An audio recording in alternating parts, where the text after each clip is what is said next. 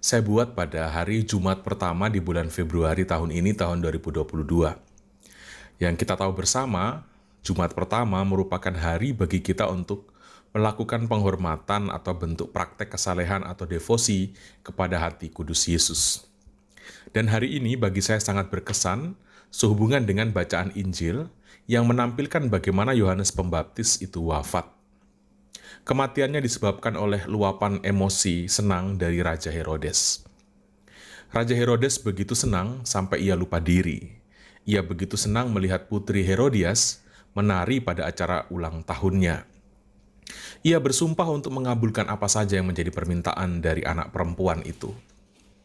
Dan sumpah raja yang emosional itu digunakan oleh Herodias, istri tidak sahnya, untuk membalaskan sakit hatinya pada Yohanes Pembaptis yang menegur hubungan mereka. Ia mengatakan kepada anaknya agar meminta kepala Yohanes Pembaptis di atas sebuah talam. Nah, demikianlah kita kenal, kita ketahui saudara-saudari akhir dari hidup Yohanes Pembaptis. Nah, saudara-saudari, dari kisah ini sebenarnya saya merenungkan ada sebuah hal penting yang harus disadari oleh setiap orang. Membaca kisah dari Raja Herodes yang akhirnya membunuh Yohanes Pembaptis, saya belajar inilah gambaran orang yang mengambil keputusan hanya berdasarkan apa kata hati, apa kata perasaan, apa kata emosi.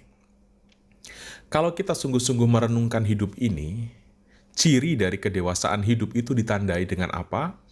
Yakni dengan adanya kemampuan untuk mendasarkan hidup tidak di atas dasar emosi, tidak di atas dasar perasaan-perasaan. Manusia dewasa adalah manusia yang mampu mengatasi, melampaui emosinya, dan tidak digiring oleh emosi atau perasaannya. Marah, kecewa, sedih itu normal, siapapun bisa mengalami itu. Tetapi janganlah hal-hal itu sampai mengendalikan hari-hari hidup kita. Sebab tidak sedikit dari kita yang sepertinya mirip-mirip dengan Herodes. Mengambil keputusan untuk membunuh karena emosi sedang menggebu-gebu. Mungkin kita tidak membunuh tubuh manusia, tetapi sering karena terdorong oleh emosi marah, kecewa, atau sakit hati, kita membunuh karakter orang. Dengan membentak, bersuara keras, memaksakan kehendak, menjelek-jelekkan, dan lain sebagainya. Tidak sedikit juga dari kita yang karena emosi senang, akhirnya gampang dibodohi oleh orang lain. Tidak sedikit remaja wanita yang dibodohi pria hanya karena pria-pria memanfaatkan luapan emosi dari sang perempuan.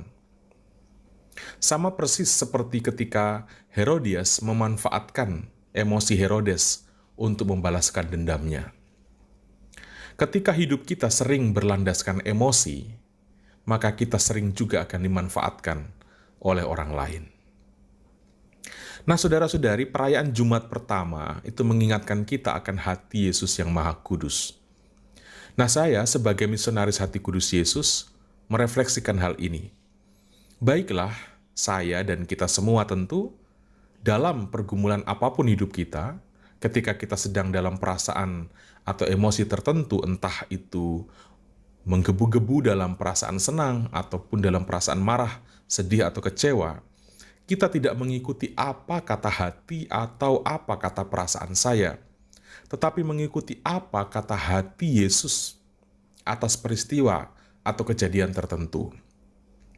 Sebagai orang yang mengimani Yesus sebagai guru dan Tuhan, kita semestinya mengikuti apa kata hati Tuhan Yesus ketika kita hendak mengambil sebuah keputusan tertentu. Hidup ini akan terarah pada keselamatan ketika pertimbangan-pertimbangan hidup kita searah dengan hati kudus Yesus. Sebaliknya, hidup kita akan terarah pada kehancuran dan kematian ketika pertimbangan-pertimbangan hidup kita hanya berdasar apa kata hati pribadi kita sendiri. Karena itu, saudara-saudari, mari membentuk diri menjadi pribadi yang semakin lebih dewasa, dan kedewasaan hidup itu bukan tergantung dari filsafat-filsafat kosong duniawi, tetapi tergantung kepada sejauh mana hati kita semakin searah dan terarah dengan hati kudus Yesus. Itulah kedewasaan sejati, karena model hidup satu-satunya yang benar adalah Yesus Kristus. Saudara-saudariku, Tuhan Yesus memberkati kita semua.